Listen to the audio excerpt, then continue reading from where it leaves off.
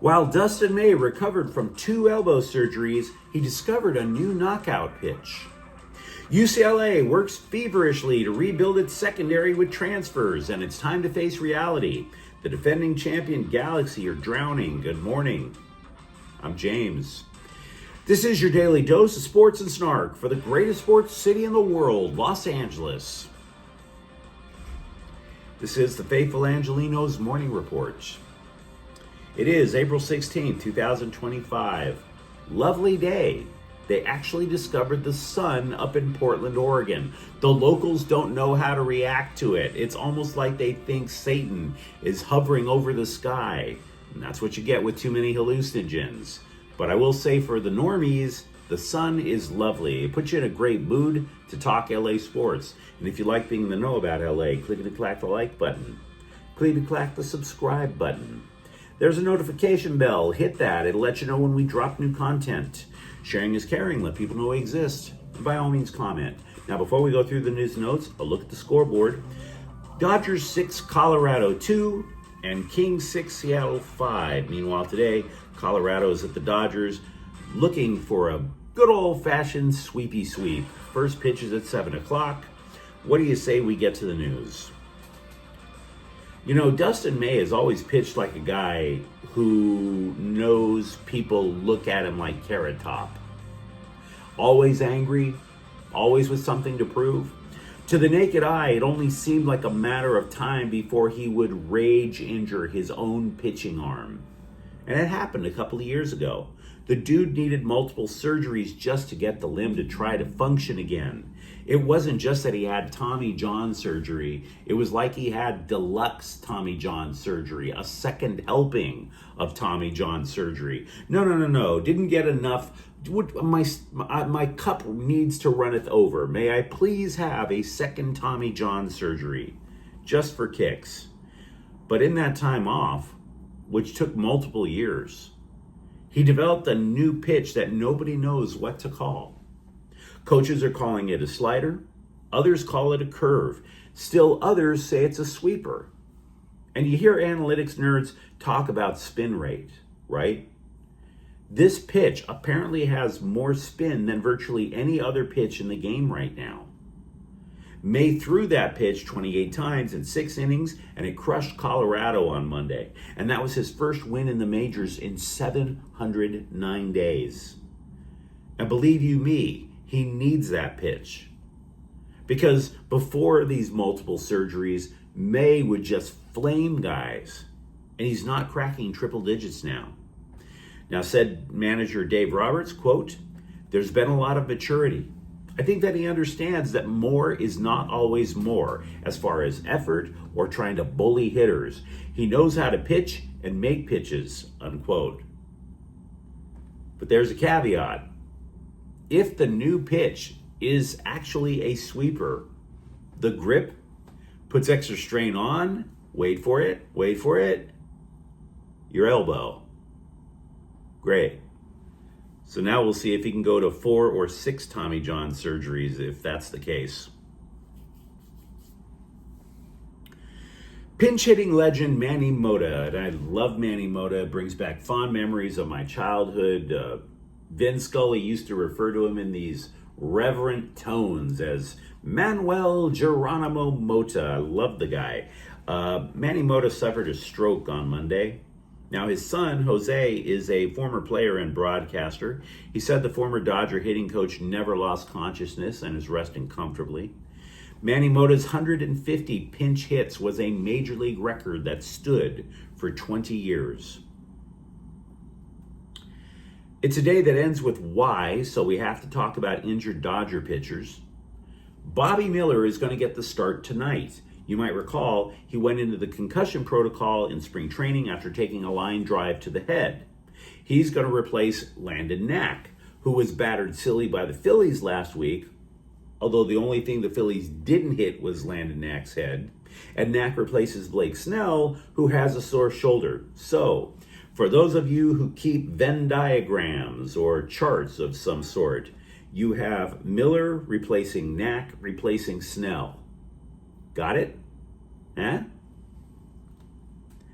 I'm thinking of calling these updates your daily Mark Pryor, by the way, named after the pitching coach whose hobby is getting people to the hospital. I've never seen anything like it. I mean, Mark Pryor, I understand he got to keep his job. After all, the Dodgers are the defending champs. You don't want to break up anything. But man, how hard is it to be a pitching coach on the Dodgers? All you have to do is tell them to throw hard and to ignore the conga line of ambulances taking your teammates to the hospital. I could coach that. Just throw harder. I'll be over here with a root beer.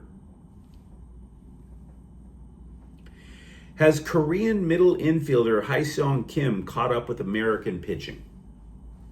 If you recall, in spring training, we discovered that there is an extra 5 miles per hour that pitchers here throw, as opposed to over in the KBO. And that makes a hell of a difference. And as a result, he didn't make the team. So in Kim's absence, the bottom third of the order has the lowest on-base plus slugging percentage in the major leagues. Damn near 3 automatic outs right at the bottom of the order. Meanwhile, down in the Midwest manure pit, Kim is hitting .290 with 3 home runs and 13 RBI. The idea, if they bring him up, and I'm not saying that they're doing it immediately, the idea is to lengthen the lineup. You put Kim at second base, and then you shift Tommy Edman back to center. So a lot of Dodger news to talk about. Over in Westwood, we all remember that 9 defensive starters left UCLA football since last season. And obviously, that necessitates massive change. Those changes, by the way, continue today. The transfer portal is going to be open again today. Cornerback Jameer Johnson committed to UCLA. He's transferring in from Indiana. The Bruins, though, are his 3rd program. But unlike other transfer portal addicts, Johnson isn't likely to abandon ship. He only has 1 year of eligibility left. So I guess he's found a forever home?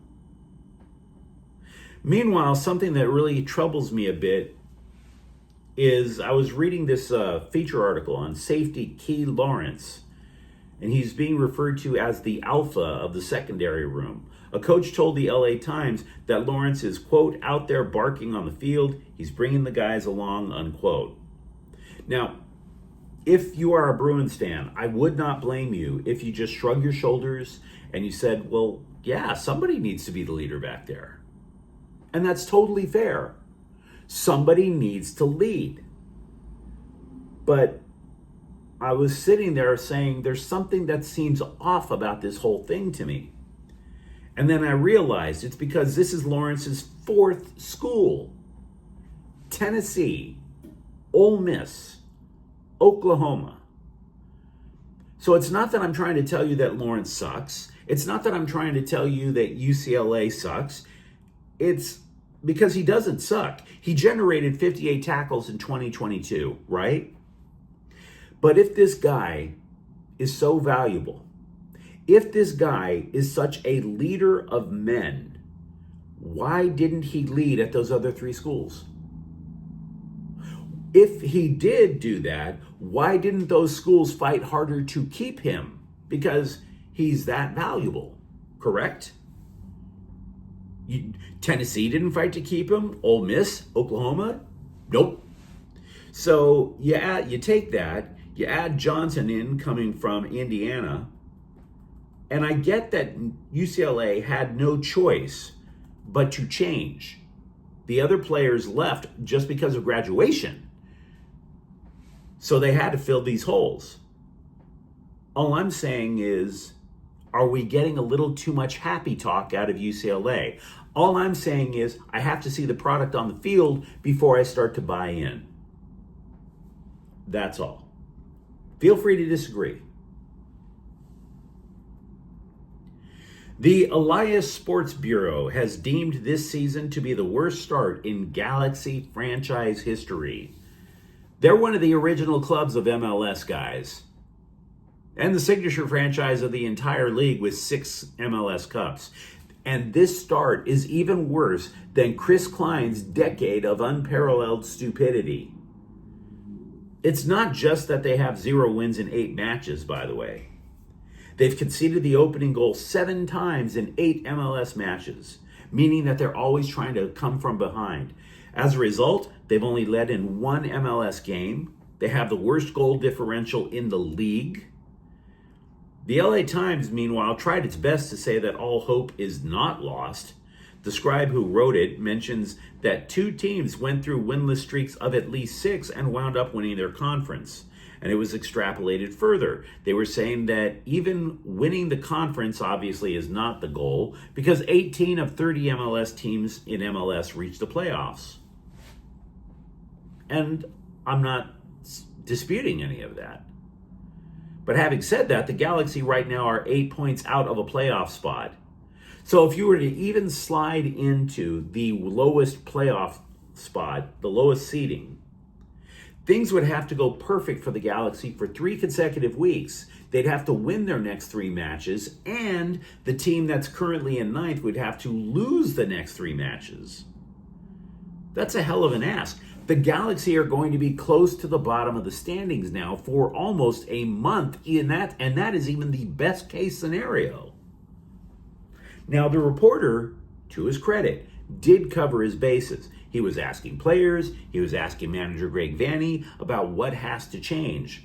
But the response he got was nothing of substance. Oh, we have problems to fix. Yes, we know.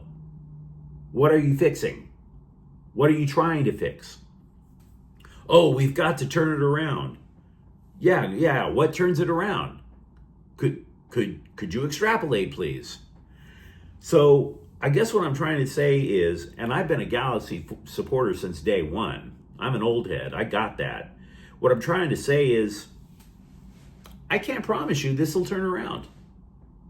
What do we have to go on?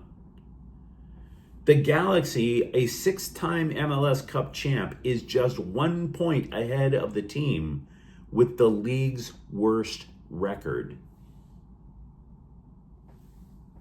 You tell me where you find optimism in that.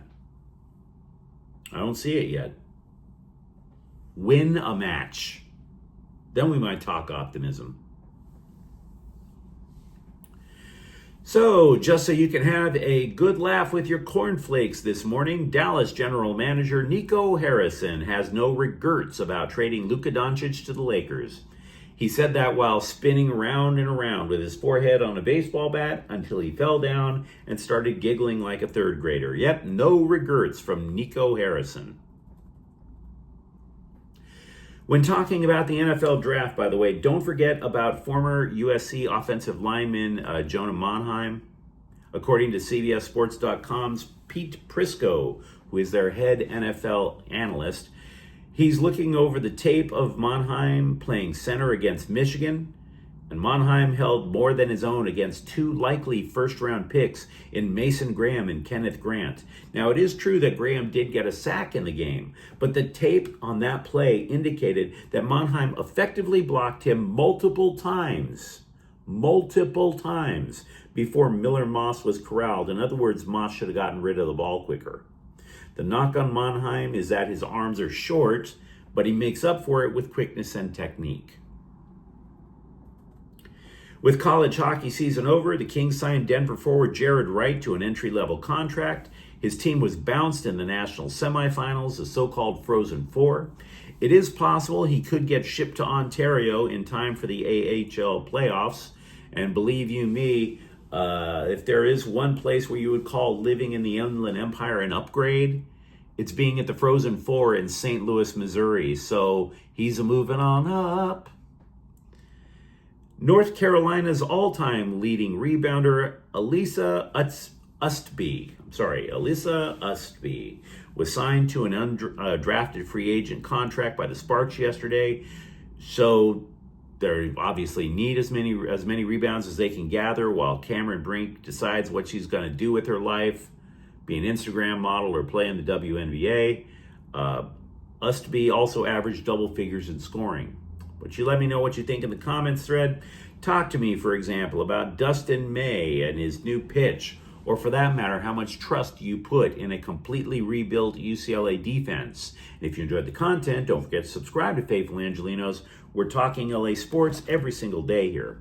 Thank you for watching. I'm James, and we'll be back tomorrow. Faithful Angelenos is a Kian Cortel Queso production. Take care.